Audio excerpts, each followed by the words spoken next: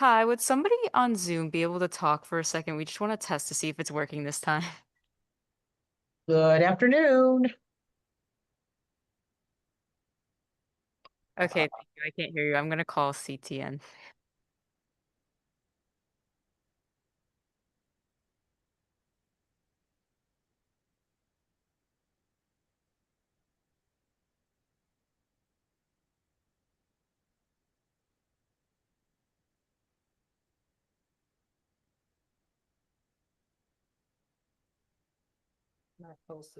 Let me just make sure that the folks on Zoom can hear me. Can you hear me? Can you give me a signal? Yep. All right. We are not able to hear you again at this point. We had this problem last time when we were together. We're not able to hear you at the moment. So we're going to get started in a minute and hope that the technical difficulties will get corrected pretty quickly. So we'll start in 1 minute.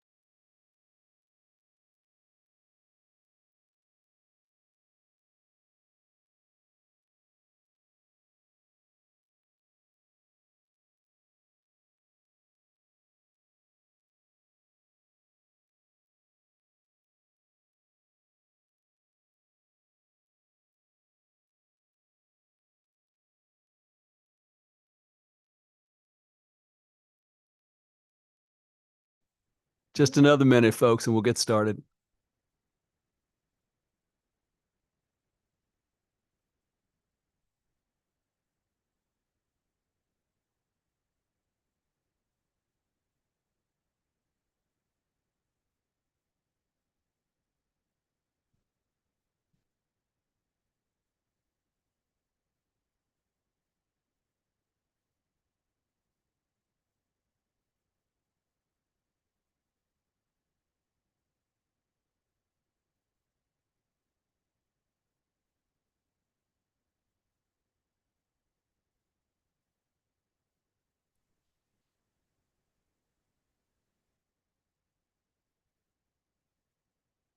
Hi, would somebody be able to try speaking again, please?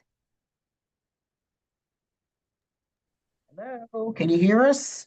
Good afternoon. Perfect, thank you.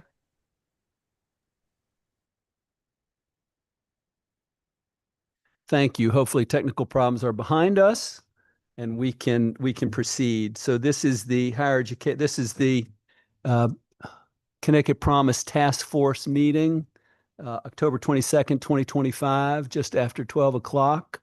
I want to thank those who are here in person. I want to thank those who are on Zoom as part of the task force. If I can just ask the folks here in the room just to go around quickly and introduce yourself, your name, and the organization you're with. Savant. Jeffrey Berry, Office of Higher Education. Patricia Melton, President, New Haven Promise.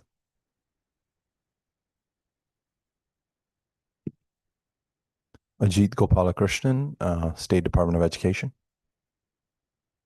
And how about, can we ask the folks who are on Zoom to just introduce themselves? Yolanda Mall, Executive Director, Waterbury Promise. Mona Lucas, Assistant Vice President for Enrollment, UConn. Catherine Brazzuti, Executive Director of Student Financial Aid, University of Hartford. Dan Junji with the Connecticut Higher Education Supplemental Loan Authority. Ayana Encarnacion, Hartford Promise alumni, student rep. Last introduction I heard was Ayana. Anybody else on the Zoom that we want to hear from? All right, thank you all very much. And my name is Richard Sugarman. I'm the co-chair of this task force along with Kelvin Roldan. Kelvin is traveling in the Caribbean, so he's not able to be here this morning, but we look forward to this meeting.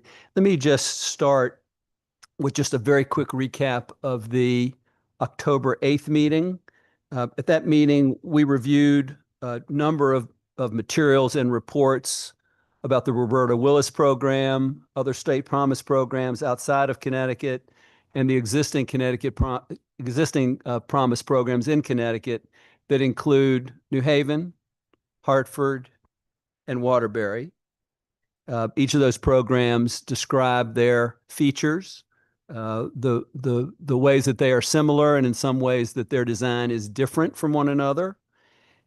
We also reviewed a handful of fee bills in order to get a sense of the financial impact of the promise scholarships, and obviously also talked about the array of supports and services offered by the 3 existing promise programs that really help students not only transition to college, but to be highly successful in college. All of the promise programs are seeing very high levels of college graduation rates. That's a summary of the meeting on October 8th. I want to begin this meeting this morning. Our guest here, Ajit, I'm hoping I pronounced your last name, Gopalakrishnan. Did I do okay? Gopalakrishnan. And Ajit is here. He is the Chief Performance Officer for the State Department of Education, and has a master of a full array of data around education in Connecticut and beyond.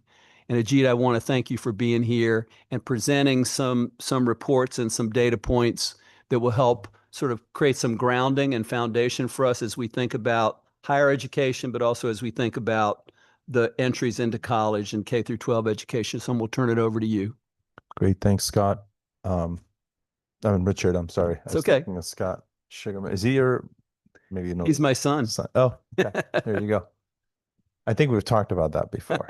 So anyway, thank you for having me here and the department here. I will share my screen if that's okay, and I'm going to walk through some reports that are probably the best way to get a sense of what we have that might be of interest and of use to this group's work. So give me just a moment as I navigate the technology. And while you're doing that, Ajit, I'm just going to remind everyone that the 3 focus areas of this task force are to consider a design for a Connecticut Promise program, to look at state support for the existing Promise programs, and to look at strategies and/or framework for expanding Promise programs to other towns and cities in the state. Those are our 3 charges, and our work will involve creating a report and recommendations that will be presented by the first week in January. Go ahead, Ajit. Thank you. So I want to first start off with our data portal EdSite. I'm not sure how many folks are familiar with EdSite, but I'll use that to sort of give a high-level overview. In the education system at the Department of Education, we have a wealth of data about the students in K through 12 as they move through our system. And there are a lot of systems that collect these data, where the students are enrolled, which school, which district. When they leave a district, they go to another district, all the way from K through 12. If they leave public schools, we lose insight into them, obviously. If they leave the state, leave the country, or go to private school, our look into their experience stops. But when they re-enter, we'll start that back again. We know a lot of things about students. We know where they're enrolled. We know information about their attendance.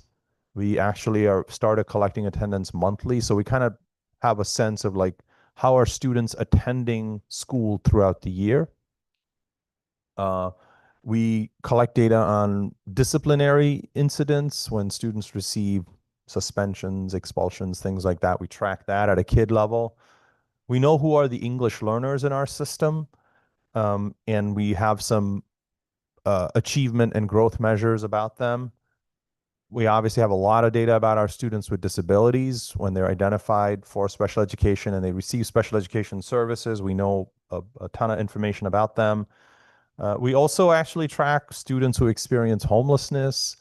We have obviously several families who are from low-income families. We know that information as well. So we have basically a lot of information about students and their characteristics and their enrollment. So that's kind of demographics, if you will. We also have information about educators, race, gender, ethnicity. We know what classes they're teaching. We translate that into capacity, how many staff are teaching in particular schools and districts. We do some ratios, not a lot, but we do some ratios. More recently, we've been tracking educator preparation. We've been looking at what's the pipeline for educators. So we actually have data on educator preparation programs in our higher education institutions, how many individuals are completing those programs and then subsequently getting employed in Connecticut. So we have data and metrics on that as well. We have some information on the instruction that our students receive. And by instruction, I mean things like we know what classes they're taking. This becomes especially important when you get into middle and high school levels. And there we know down to the class level, is this student is taking an Algebra 1 or a geometry or a whatever course, down to that course level, we have that information. And we generate metrics from that. We look to see our students participating in arts courses, for example. That's one of our accountability measures that we look at. Our students taking computer science courses, things like that. And there's, we can spend an hour on each of those reports. So I'm just giving you a very high level scan here. More recently, and this is probably if I could just ask you a quick question. Do you also look at students or availability of AP courses and honors courses? Yeah, we don't look as much at we don't put out metrics on availability as much as actual participation and outcomes from it. So we actually look to see, are students taking AP, IB, or dual credit courses? Are students taking CTE, career and technical education type courses? So we do have measures like when you look at the post-secondary readiness course measure, we have some of that information. We also look at metrics on track to high school graduation. If students earn 6 credits in 9th grade, they're more likely to earn the 25 credits in 4 years on time. And there's research behind stuff like this. So we generate metrics and look at that. I'll briefly pull up this dual credit because this is one of our newer dashboards.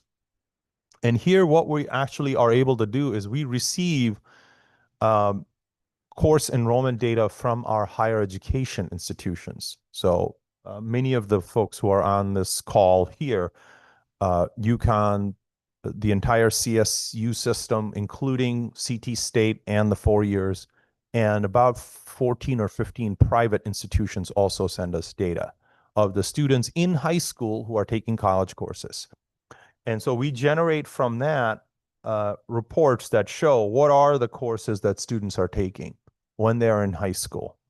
And we look to see whether they're, and these are courses where students have actually completed those courses, which means this is a transcripted college credit for those students.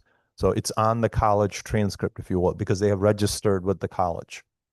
How long has this, is this a new metric that you're? This is a relatively new metric in the last few years. This particular dashboard is probably a year old and maybe a little more, I'm not sure. We put out so many dashboards, we lose track of like all the stuff that we're reporting. There's too much almost that we're doing. So for example, you could see in this dashboard that, there were 36,000 course enrollments taken by students. And it's a little over 20,000 students. So some students obviously take more than one course. So you see what are the areas in which they're taking, but you can also see the institutions that they're taking it in. So obviously the University of Connecticut with their ECE program is a big player, but so are some other ones that are increasingly becoming present and prevalent. Can you just tell us a couple of the most common courses that Yeah, they're they're right in here. So some of them are gen ed type things like a academic writing course in English 1007. There's a U.S. history course at UConn. But then there's also a personal finance course through CT State because that's often a graduation requirement. You can then go search through the interactive data, and you can actually look to see down to a course level. You can actually see what types of courses students are taking within those institutions and trend on those courses. And then just a quick question. Mhm. Are you also tracking the funding, like who funds those? So there are a couple of different things, and I don't know, this internet may not be as fast as I want it to be here, but there we go. So you can actually see a range of courses that you can actually filter based on subject area. So you could filter, for example, I want to see the manufacturing courses, and then it'll show you just the manufacturing courses. So you could see that there's some CNC manufacturing that's being offered, or thermal cutting, and BMM, I believe, is like a Goodwin course code. So Goodwin University partners with our school districts to offer this course. And you could see, and if you drill down further, you can get into which district is offering this and so on. So in terms of funding, most institutions of higher education offer fee waivers for students from low-income families. They require some documentation from the family or from the high school, and they're able to offer that. Sometimes the high school will support that as well. The good thing is that we lobbied the governor, really prioritized this and made it, and advocated with the legislature. It was part of his budget proposal, and then the legislature actually funded that. So starting the second year of this biennium, so 26-27, there's actually dedicated state funding to support this work as well. We've been using sort of COVID relief funds to help give money to districts, and we've given about 4 million to school districts, about 5 million to the institutions of higher ed to really grow these programs. So when we come out with the 24-25 data, this number will be significantly higher. I can't actually give you the number just yet, but there will be a release next week, I expect, where we'll be able to sort of show the extent to which this work is happening. So this 36,000 will be significantly larger when we release 24-25. But there is state appropriation to support this work as well, because we want students to graduate high school with credits under their belt, whether it be gen ed credits towards an associate bachelor's degree, or some of these courses lead to certificates at CT State or to associate's degrees as well. So the one thing I would say, yeah, we agree, at least I'm sure Patricia and Kalanda have seen this, is hugely helpful when students enter college with some college credits, because it gives them a cushion as they're navigating, plus the experience.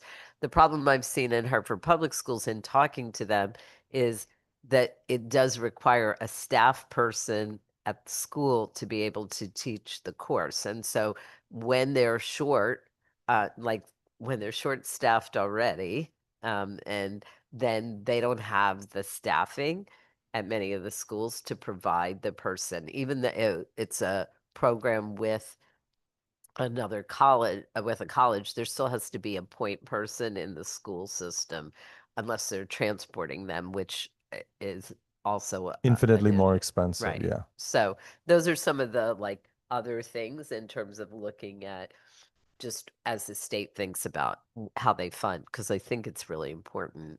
But yeah, it's some equity. We're well aware of the slew of challenges with doing this, but obviously that shouldn't stop us from trying to do more. We believe there are absolutely qualified educators in our school systems who can be credentialed by the IHE to teach these courses. Sometimes it's clarifying expectations between the two institutions of who can be eligible to teach. I have to say that the institutions of higher ed have also stepped forward and thought of creative ways of credentialing high school teachers, because many of them have master's degrees.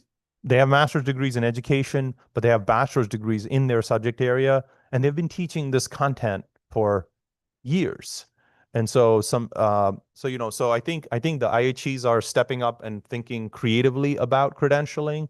We also partnered with NACEP, which is the National Alliance for Concurrent Enrollment Programs, which is a accrediting body for this work, who is supporting Connecticut IHEs and school districts to strengthen these partnerships, because as we grow it, we want to maintain quality.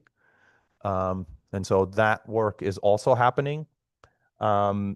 Ultimately, I think as a system, we need to think outside the box, and we need to maybe stop doing certain things that we were doing and start doing certain other things that such as this, that really accelerates it for our kids, and because ultimately I think this helps kids. Anyway, I know there's so much we could talk about, but this is sort of one area of information that we have that may be of interest.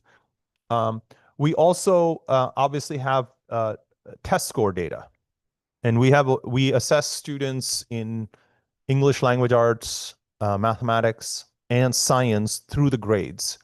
ELA and math is administered more frequently. 3 through 8, we administer standardized assessments. We also assess them in 11th grade. We use the SAT in 11th grade for students. We use the Smarter Balanced assessments in grades 3 through 8.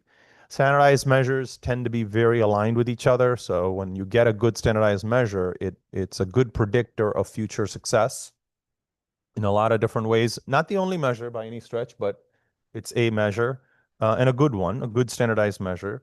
So we have assessment information. For example, this is SAT data for Connecticut high schools in grade 11. And this report, I've disaggregated it based on what we call students with high needs. And a student is considered to be high needs if they're an English learner, a student with a disability, or from a low-income family. And so this report is showing you trend data on the SAT, and you could see for ELA, the first row represents students who are not identified as high needs, and the second row represents students identified as high needs. It's giving you trend data for 5 years. The most recent year is from the spring of 2025. So those 11th graders are now 12th graders. And you could see the gap in achievement, right? I mean, you could see students without any high needs, their mean ELA score is 552, whereas those with high needs, the mean ELA score is 440. And for math, that gap is 529 to 414. So achievement gaps exist in our system. They're often stem from opportunity gaps, access gaps that then manifest themselves on assessments like this. Gee, can I just ask you to repeat those two disparities that you just mentioned? Sure. I'll zoom in here too. Yep. So 552 is the mean score for ELA for students without high need markers, and 440, so more than 100 points, mean scale score points lower than, and you see the same pattern in mathematics. Mathematics. And how about in terms of taking the SAT? Do you track that also in terms of? Yeah, SAT, because it's our state assessment, participation is high. And I'll tell you, I mean, SAT is, many students don't see, I know we're talking promise here. There are obviously some colleges that have gone SAT optional. There are some students who don't pursue necessarily an academic college degree. They're more interested in career-oriented pathways, if you will. And so, the SAT it is a measure, but I think there are some students who probably look for other things as well. But our participation is very high for students across the board. Yeah. Over 95% or close to it. Thank you. And you don't see big disparities there? No. Probably the lowest participation would be for students with disabilities. Maybe like in the mid to high 80s, I think it is. And again, because it's a required state assessment, we tend to have high participation. Thank you. And there are consequences in our accountability system if participation is low. So people don't want to have low participation. They try to get everyone assessed as much as possible. Quick question. Mhm. What is the scale? You had said 440. The SAT, this is the SAT scale, so 200 to 800 scale. Oh, the previous, the ELA said They're, 440. each one is 200 to 800 scale. Okay. So on the 200 to 800 scales, students without high needs, I don't know what that. Oh, I see. Okay. So on the 200 to 800 scale, you have, well, let me see if I can sneak above that. There we go. So you see the 552, that's for students with high needs, and the 440, I'm sorry, students without high needs, and the 440 is students with high needs. So that's your gap in achievement on the 200 to 800 scale. That's just on the English language arts. And then the mathematics, it's 529 to 414. Yeah, thank you. I just didn't understand if it was the same scale as the SAT or not. It's the SAT. Well, you had talked about something previously that I was. The Smarter Balanced, that one is given in grades 3 through 8. So I was using, I was saying that students are assessed in across the grades 3 through 8 and 11. In 3 through 8, we use the Smarter Balanced. In grade 11, we use the SAT. Yeah, the tests they correlate very highly with each other. So, Ajit, can I ask you to stop there just for a moment? Yep. And I want to just check in with folks on the Zoom to see if anybody has any questions or thoughts from what's been presented so far. I can look on the Zoom as well. If not, we'll move on. Just want to keep you all. Do you see any hand raise or anything? Okay. Go ahead, Ajit. Last couple of things. I know my time, I'm probably going over time here. So, but I appreciate the questions. It's nice to have the interaction. So, I showed you that college credit dashboard, right? But then we turn it into an accountability measure where we look to see are students ready for post-secondary. And there we look at a few things. Are they meeting benchmark on SAT? Meaning, are they earning a 480 on ELA and a 530 in mathematics? Or are they meeting benchmark on an ACT? We get actually data from the ACT as well. Some students still take the ACT in Connecticut, if they're pursuing Midwestern colleges or whatever the case may be. We also get data from the College Board on AP exam. We get data from the IB organization on IB exams passed.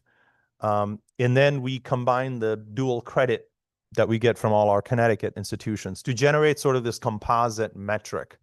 And the composite metric now says, of all the 11th and 12th graders in our system, how many of them met at least one of those benchmarks? If they got 3 credits towards college, great. If they got an AP with a 3 or better, 1 AP, great. Did they pass an IB exam with a 4 or better? Did they meet the SAT benchmark? Did they meet the ACT? If they did any one of those, that's a marker. And what percentage of our 11th and 12th graders meet any one of those benchmarks? And that number last year for the 23-24 reporting was 44%. So out of about 80,000 11th and 12th graders, about 36,000 of them meet at least one of those benchmarks. So do you have the ability to disaggregate the data again for? I am glad you asked. So you can actually do high needs, and you can look at, for high needs students, it's 24%. For non-high needs students, it's 66%, of the students in those buckets. And, the pandemic really did make a dent in our trend lines, as with many of us. You could see that dip during the pandemic, but we've been picking back up since then. And I think dual credit, our partnership with our IHEs, is really making a difference, because with that programming, you're able to not just offer what's on the AP catalog. You can really branch out into things like medical terminology, which UConn actually now offers as well. I gave you the example of manufacturing, construction, retail type courses. There are like different sort of industry oriented courses that are of interest to our students that several districts have partnered with like drone technology with Southern. I know that's a course that's offered. So there are lots of different courses that are now being offered that I think students today are more interested in some of those types of courses. Of course, there are students who still are interested in the basic sort of foundational courses, if you will, so that they can get them out of the way when they go for a 2 or 4 year degree. But I think career-oriented courses, I think, are even more interest to our students. So we're trying to sort of like say, let's meet the student where they're at, find what's of interest, what makes sense, and let's expand those partnerships.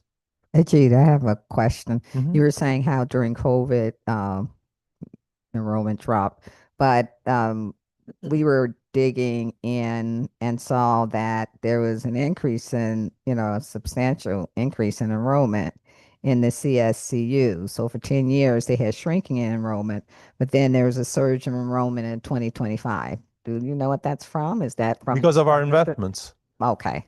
Because we've invested the 5 career million in the pathway. IHEs and Yeah. we invested 4 million in the high schools, and we supported them to build more partnerships and create more pathways. So yeah, I think it's a very direct result of our targeted investment in expanding dual credit. So I think when we did that, we brought the players together. We had communities of practice. There's new state law that requires the department to establish standard memorandas of agreement between schools, and or at least have templates that schools can use and IHEs can use. And I mentioned the funding. I forget the exact amount, but it's over $5-6 million a year now. So I think cost should not be a barrier to participation. I think that's kind of the point. The other, AP is still a viable pathway for many of our students, and it should remain a viable pathway. So we actually support the cost of AP exam fees for students from low-income families statewide.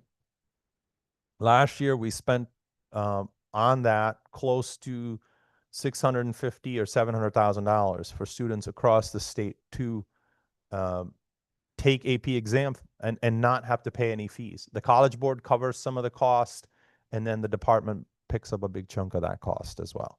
So they send us a bill at the end of each AP cycle, and we support that work. So you can actually look at the, you can disaggregate this one and look at like AP trends for students, and you could see the AP trend is lower.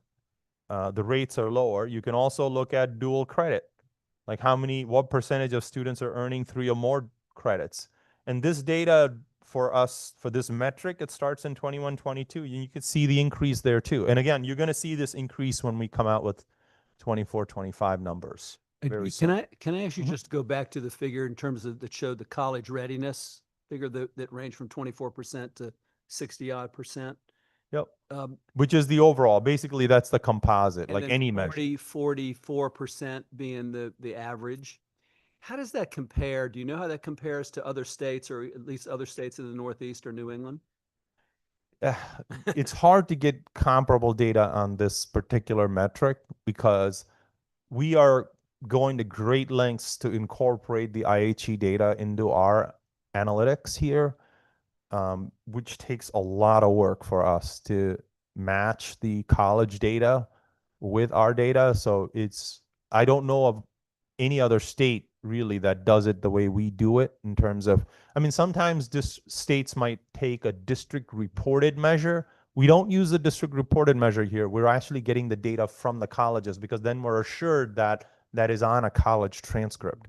Because sometimes what happens, and we've seen this, is students take a UConn ECE course in their high school, but if they don't actually complete the paperwork with UConn and pay the $25 or $50 or whatever the per credit fee is with UConn and register, it doesn't show up on that college transcript. And sometimes that's a gap that happens between the high school and the college, and the kid may not actually get that credit then. So you're having a hard time finding apples and apples. No, actually what I'm saying is that's why we're going directly to the college and getting that information from the college, and then helping the school districts see where the gaps are, where they think a student should be getting credit, but is not because they actually didn't follow through. I'm and asking fill out the about paperwork. comparison to other states. Exactly, exactly. You're That's having why a I'm hard not time- you're having a sure. hard time there finding comparable states. to look at. Exactly.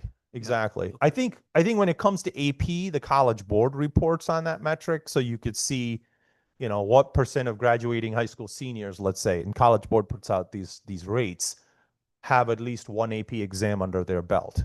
And Connecticut is among the highest in that. In some years we've been the highest in recent times, but that's just one pathway. Like that's not a complete picture. So it's hard to get a comparative metric on this particular one, but I think for us, we just want to keep pushing both these charts, both these lines going up and the gap hopefully closing.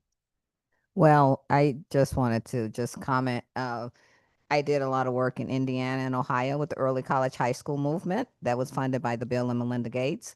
And, the thing that I noticed when I came to Connecticut is like in Indiana, there's a rate that was negotiated with the Higher Ed Commission where, in fact, colleges were paid full-time equivalent for, that high school student sitting in that seat. The funding formula here is different. In fact, you have this separate fund and there's not that same funding. So it's great to hear that there is 5 million, but in other states, certainly in states in the Midwest, Indiana is now the third largest state, the third state in the country that has the highest level of dual enrollment. And it's because of these early college partnerships where, in fact, the colleges do get money that's very similar to what, a person who's over 18 they would get sitting in that seat. So the funding is different. That's a different in when you're asking about apples to apples, oranges to oranges. So there's a difference right there. In that case, in Indiana, are students taking those courses at the college?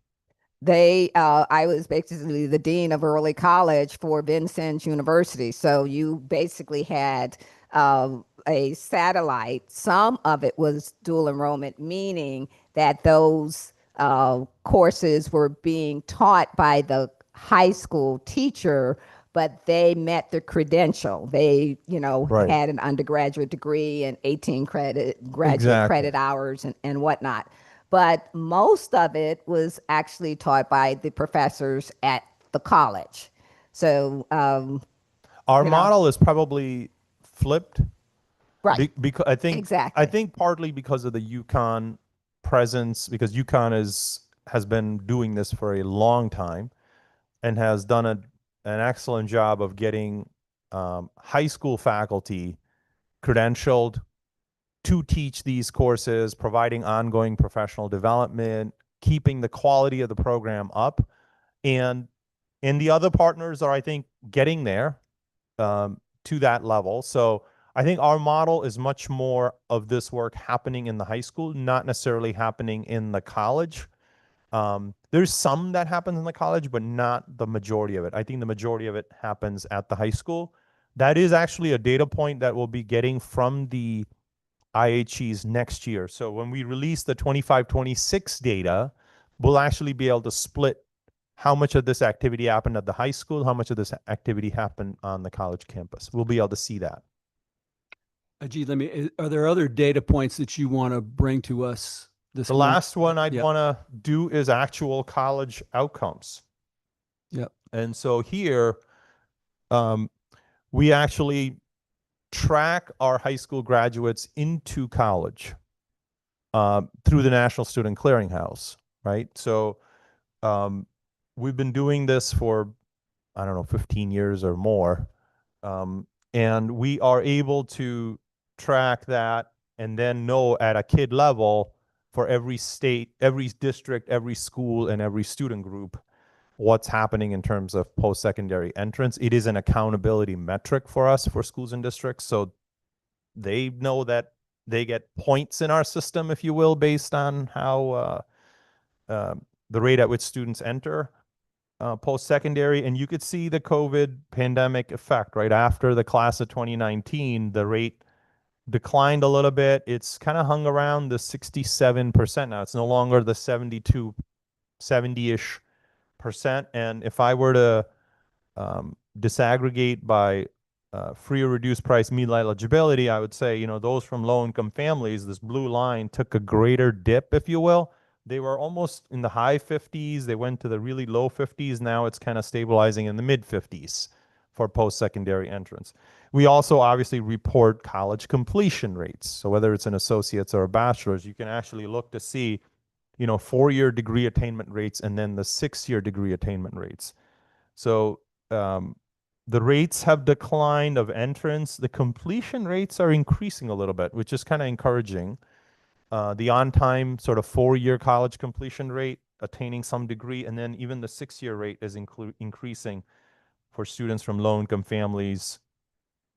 And about 2/3 of those who are not from low-income families earn a college degree in 6 years. Can I ask you to give those completion rates? Just I want to make sure people hear it from you if they Oh, can't sure. see that. Yep. Yeah, so it's about 60 so overall it's about, well, let me start without the disaggregation so that we could see. So the overall college completion rates are in 4 years are around 36% and in 6 years around 48%. When you disaggregate it based on free or reduced price meal eligibility, which is our income proxy, you see that the college completion rates are around 2/3 for those who are not from low-income families, so about 65%. And if that's a 6-year college completion rate. And if you're from a low-income family, it's about 27%. So 27% of those who graduate a high school actually earn a college degree. That's not 27% of those who enroll. It's 27% of those who graduate, because we're sort of interested in the universe of students who graduate high school, not just of those who enter. Sorry, 2 questions. 1, how are you defining low income? And 2, do you have the data for those who actually enter versus, because, part of me would argue if what we're giving credit for is entering and not every student is prepared to enter college, it's not necessarily a benefit to the student, right? To start or incur debt, et cetera, and then not be ready and not able to succeed, right? So to me, persistence and graduation are probably better things to reward schools for than just entering.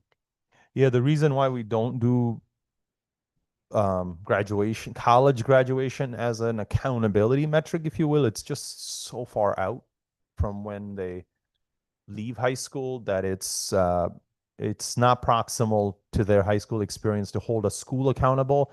It also dates the measure. You'd be holding a school accountable 4 to 6 years later for a group of kids who left them 6 years ago.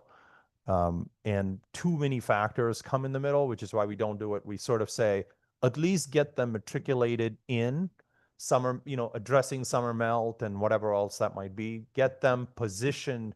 Some folks want us to acknowledge college acceptance, and we've said no, just college accept. We draw the line there. We want to at least see them matriculate.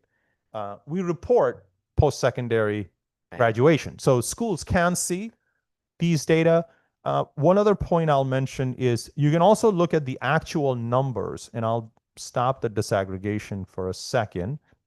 And I'm going to expand this number here. So you can actually see the counts of individuals this represents, right? So you could see, for example, that there were 38,000, close to 38,000 high school graduates every year from the state system, from public schools. And about 18,000 of them earned a college credential, college degree in 6 years. So that's where you get that percentage, 48% or whatever. So you could see how the actual number breaks out. And then if I were to sort of break this data down by free or reduced price meal eligibility, I think it's important to see, or it's helpful to see, that the top part is those who are eligible for free or reduced price meals, and the bottom is those who are not eligible. So while the rate of entrance is declining for those from low-income families, what you see is that the number of students from low-income families who are matriculating is actually increasing because the base number of students eligible for low-income families is increasing. So the percentage is declining, but the actual raw numbers is actually increased in recent years. So you now have over 18,000 students from low-income families who have actually matriculated compared to, 16.7 thousand 6 years ago. That's really important to understand. Thank you. So there's more students going into, and we define free or reduced price meal eligibility based on whether they are, eligible for free or reduced price meals. I mean, any time in high school. So any of the 4 years. I would imagine, Sivan, that the colleges have much more detailed information about what's happening all along the trajectory individually. And there's probably some other, the government was interested in that, but I don't know if they're interested anymore.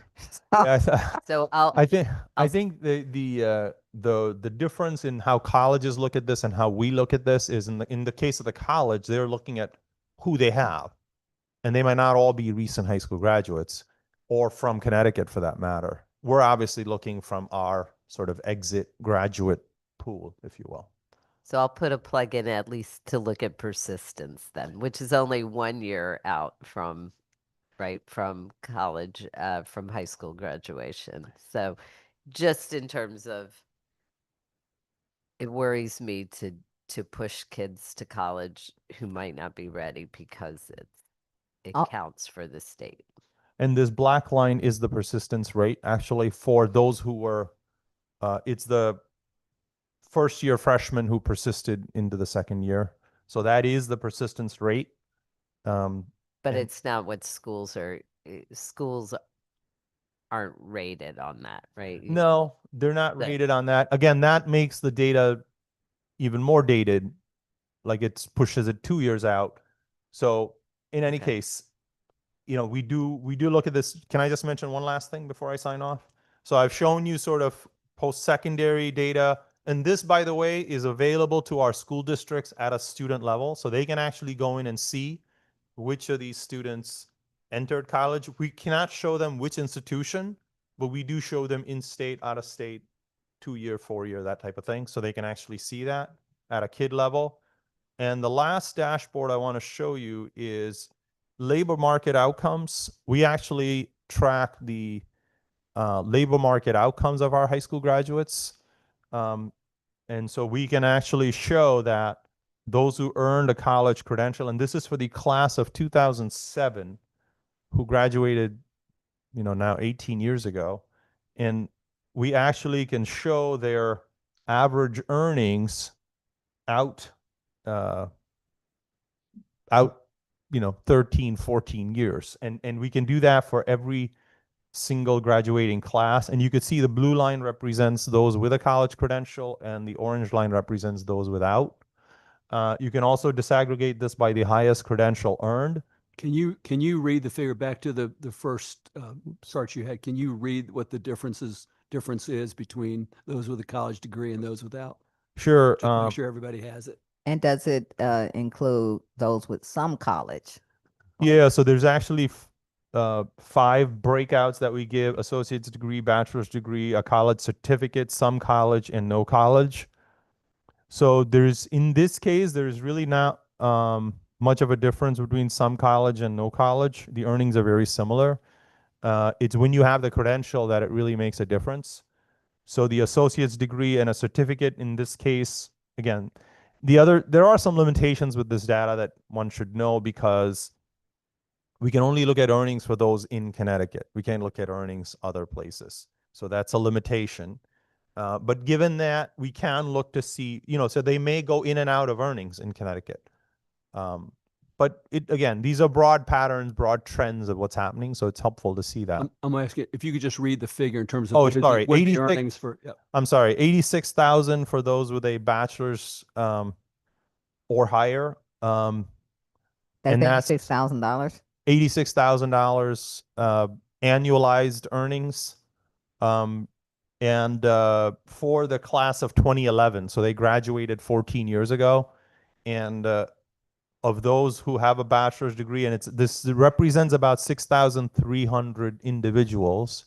Yeah, that was my question. What's the Yeah, and the numbers are denominator? all there too. So it's about 86,000 for those students 13 years after high school graduation. When you go to the associate's degree, it's about a little over 1,000 individuals, 64,000-ish and change. For those with a certificate, it's only 270, so it's a small number. Those who get a certificate, around 64,000 as well. And some college is around is a little over 6,000 students with 52,000 earnings, and no college is about 3,500, and they have 52,000 also in earnings. So again, about a little over 9,500 individuals, some are no college, earning 52,000 in Connecticut 13 years after graduating high school. So 86,000, 64,000, 52,000, 52,000. something like that. And these are, again, broad, high level. And there's a lot more here too. There's a lot more. Really important to see and hear that. I want to just, Ajit, I want to thank you for all this. Don't leave just yet. And I also want to thank you for bringing the EdSite site to people's attention, because there's a wealth of information there that can be looked at in all sorts of ways, and on a district basis and on a town basis and so on. So I think it's really important that people know all the data and information that is there and that you've brought to us. I just want to ask I'm just going to go back to the college completion rates or college completion. Sivan, what are the college completion rates for Hartford Promise scholars? And we'll just use 6-year rates. 76%, but it's not comparing apples to apples yet, because the numbers that Ajit gave were for everyone in high school graduating. Right? I understand, but it's 76% right. for Hartford Promise scholars, college graduation in 6 years. Patricia, what's the New Haven rate?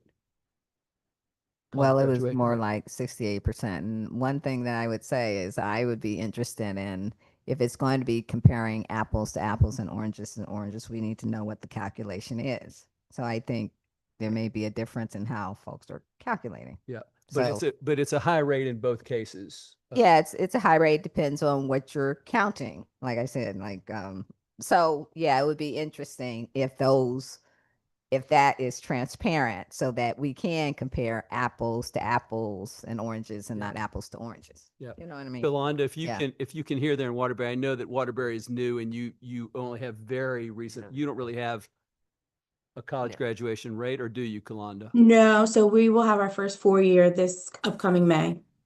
I'm glad that we're having a hard time hearing you. It's coming through as static. But maybe you can put it in the chat, Kalanda, if you have any of that information. There's no chat. You can text me, Kalanda, but I know that the answer is their first graduating class. Right. For 4 years out from a 4-year school. It's too early. I understand. You don't have 6-year rates. Is this is that are students for the Promise scholarships from low-income families, is that a requirement, or they don't have to be? It's not a requirement. Okay. But the reality is that because they're coming from, they have to be residents of Hartford or New Haven or Bridgeport or Waterbury, and potentially much higher likelihood than the state as a whole. Yeah, like our numbers are 75%, and I'm sure New Haven and Waterbury have high numbers too that are low income. Yeah. Ajit, do you have anything else? Let me just ask you one other question. I think I know the answer, but I assume chronic absenteeism is still an issue, still a problem. Very much so. Yeah. I didn't really get to that, but yeah, I mean, this is the trend of chronic absence. The chronic absenteeism essentially means that a student has missed 10% of days. Yeah, and I raised that because in each of these programs, going to school at a high rate is an important criteria, specifically to try to address that issue. So I just want to make sure that we all recognize that still is an ongoing problem. Right. And one of the things that I would say is if you move the parameters up 90%, 93%, 95%, you're really dealing with some different demographics in some ways that are going to translate to higher persistence and higher graduation rate. And so again, there are a lot of moving factors and inputs that definitely impact those outputs. And then I just have one quick question on the labor. So does Connecticut, they are tracking these labor figures through like Social Security and you know, We have some- salary? We have some complicated data matching through our P20Win system. It's now called Data Link CT, but that's how we determine this, yes. So you also would know like who's in the state but maybe unemployed, maybe they're not working, but they're still through other maybe benefits that they're getting, they're in the state and they're not working. Well, we're reporting the average earnings only for those for whom we find earnings. But the inverse of that, we would know who is, well, we wouldn't know if they're in state necessarily. We only know that they're in state because we have the earnings. If we don't have an earnings, it could be because they're out of state or because they're in state and not working. So Right, if that's what I'm saying. we They're wouldn't giving- know the difference between those two groups. So we would only know that they're in state because they have earnings. Right. I guess what I'm saying is that there are all sorts of benefit programs like Husky, this, that, whatever. And so those systems are not integrated where you could really, They could be. They could be. are they now? They could be through P20Win. So you could actually ascertain of the graduates how many who don't have earnings are receiving one of these government benefit programs. That's discernible. That's discernible. And Great, to answer thanks. your question, Sivan, you can actually compute a percentage of those who went to college and what's the graduation rate of those who went. And I mean, the simplest way is to just, you can just do it off these percentages even. Like you could take these two percentages, you know, and say 59% went to college and 26% graduated. So just the ratio of that is your outcome rate. And it's roughly 45%. So in other words, 45% of those from low-income families who go to college actually earn a college degree in 6 years. So again, Yep. that answer is knowable. Yeah, I've used From that here. site. It's great. So thank you. Yeah, no problem. Ajit, I want to say thank you very much for all of that information, and again for bringing us to using the EdSite site much more. Your insights on EdSite have been great. Thank you so you. much. That's why we made the name. Thank you. Came up with the name, if you will. All right, Um, thank you. I'm gonna move us on. I'm gonna say we have another 15 minutes. I want to try to wrap up by 1:15. And again, I apologize to the folks who are on the Zoom that in some cases we can't hear you. A few of you we can hear, but a couple of you we cannot hear. But did anybody on the Zoom have any other questions or reactions to Ajit before he leaves? Really just continue anything at the all? great work and integrate the systems because, you know, the systems are really allow us as CBOs, community-based organizations to work in tandem because we do know our populations intimately and we have insights to be able to, you know, amplify the structures that you all are putting in place. So thank you for your work. Anybody on the Zoom have any comments or questions? Ajit, thank you very much. Thank you. We're gonna move on. I want to just share, we have in terms of pursuing our work and pursuing recommendations, we've created 2 work groups. One of the work groups is focused on the idea of recommendations around a Connecticut Promise program, and the other work group is focused on the support for existing Promise programs and the possible expansion of new Promise programs. And I'm going to say part of our charge is to be ambitious in this thinking and in our work and in our reports and recommendations. So we do have an ambitious, bold group here. Let me just ask, Sivan, do you want to just share a bit about the work group that met on earlier this week on the 20th, focusing on existing program support and expansion? You want to share some highlights there? Sure. We've actually met twice, and this is a sub task force from, or a sub working group from this task force, and we were looking at what would funding considerations be for existing programs now, and then also how to create and support new programs. So, um, one of the things we discussed is there's a range of support from high school through college and beyond right now that everyone is offering. But if we were looking at what ideally we think could be offered, we're looking at a range of costs that was somewhere in the range of 3,500 to 4,000 per student. That would be to support them in high school, college application, FAFSA forms. We talked about potentially SAT, ACT prep, et cetera. And then in college with college success support, coaching, et cetera. And also then potentially beyond, or at least the career work that we're doing now.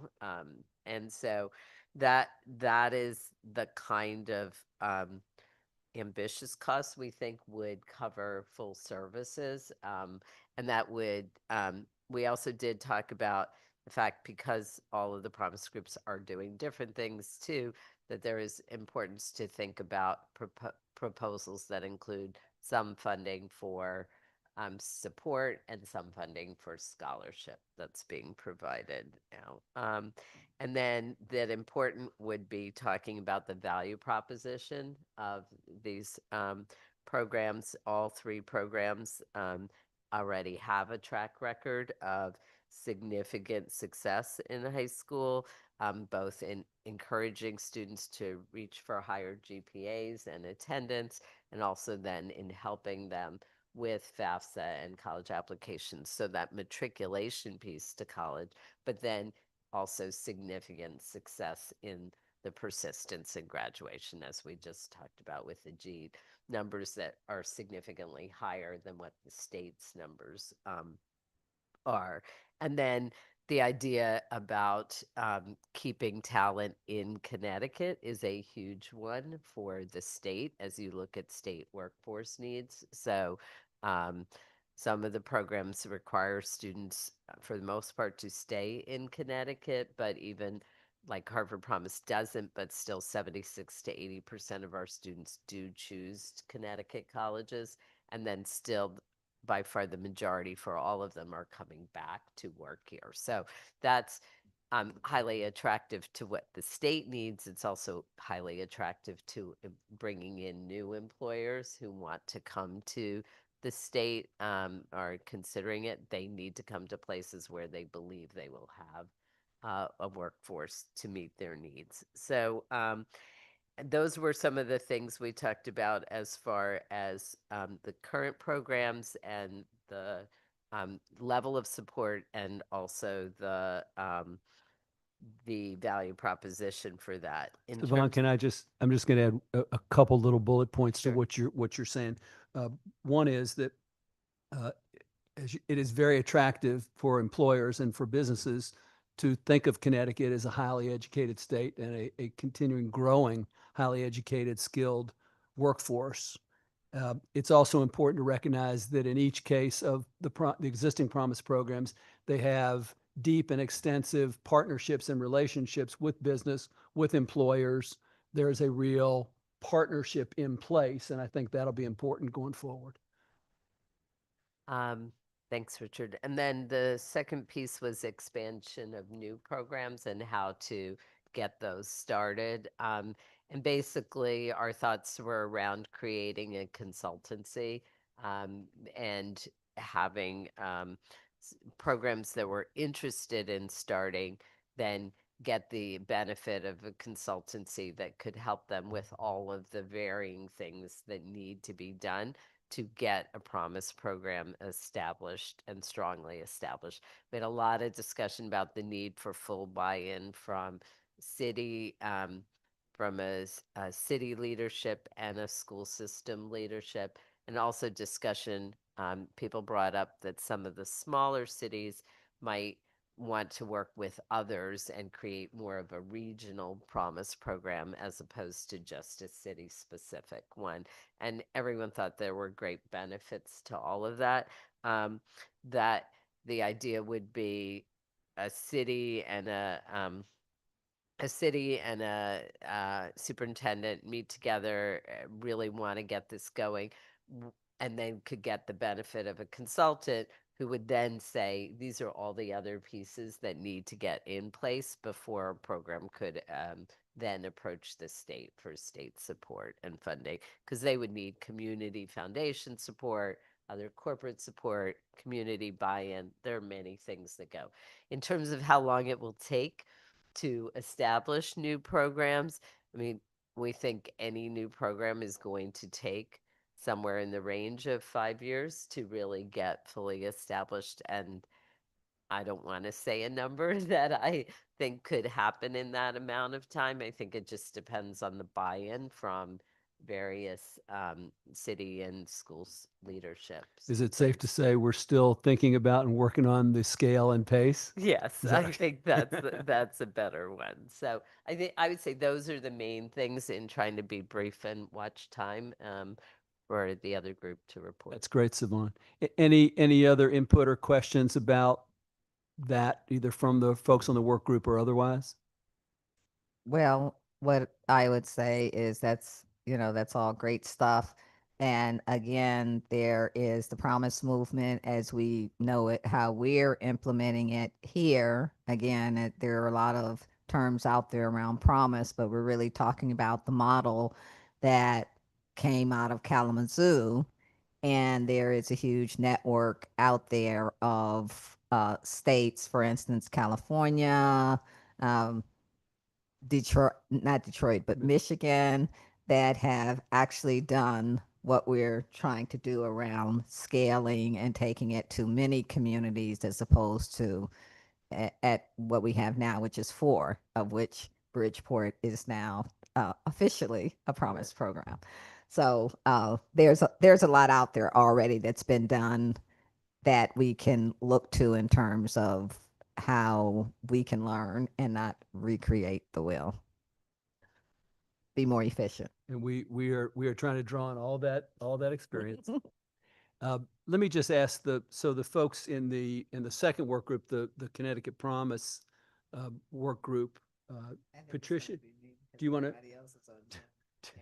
Well, and just before we go there, anybody else from the work group that Savon just mentioned that wants to add anything to that? And I'm looking to the folks on the Zoom. Yep. Yep. Okay. Patricia, why don't you give us a quick report on the second work group?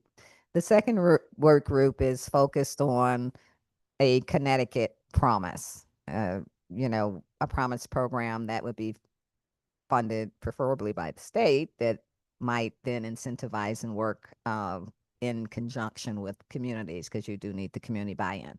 So Kelvin actually framed the work, and we had, unfortunately, I can't access his PowerPoint, so I'm not going to be going into detail. But, we were looking at kind of 3 or 4 concepts around how do we even start to frame what a Connecticut promise, like the definition, would there be a definition of that? What would be the goals a little bit? Oh, wait, Kelvin is here. That's Kilanda. We can see, so can we zoom into that first slide, because then I could just talk off it and I can't really see it. we can see the slide, But but we can't hear you, Kelvin. Just giving you that heads up. Maybe you could expand it one more. Expand it one more. Oh, is it Kalanda? Okay. Yeah. Oh, okay. Yes. Because Kalanda There you go. That's was there. perfect. Okay. So these he had some wonderful information that really helped to frame our discussion. And instead of doing like a promise definition, because it's like winners and losers, and we're really trying to raise all boats, as many folks who want to come to the tent and come to the table to create a promise program. So we were really, and Dan came up with this, thinking of like mission. We want all of our students, we want our students in Connecticut to be ready for career and going along that lines. That's more inclusive. And then that second goal is around access, persistence, and completion. It's very self-explanatory. And then what are those core principles? So that's what's really sort of framing our work around, I tend to do more back mapping. How much money do we think we have?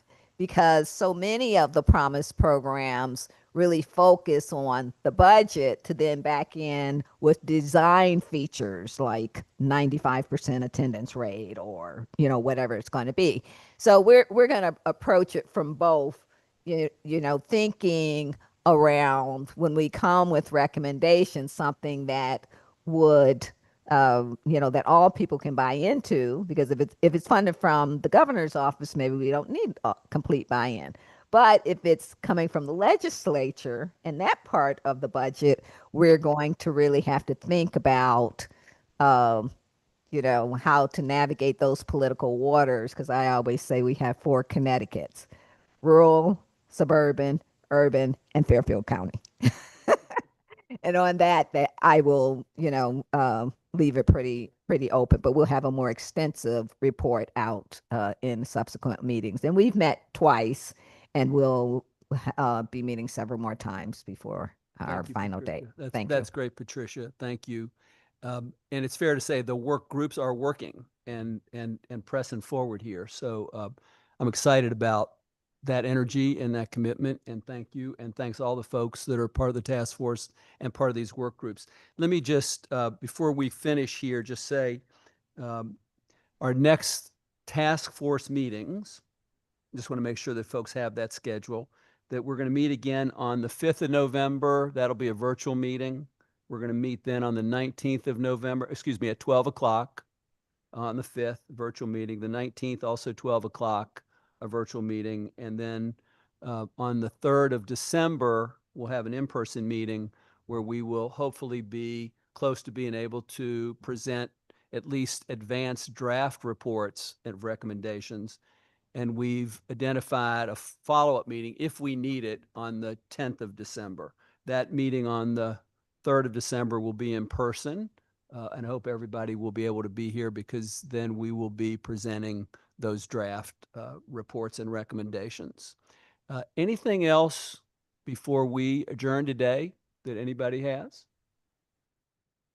The question that I have with the wonderful work that's been being had by the work groups, because obviously like the 3 promise programs that are involved here, we have information.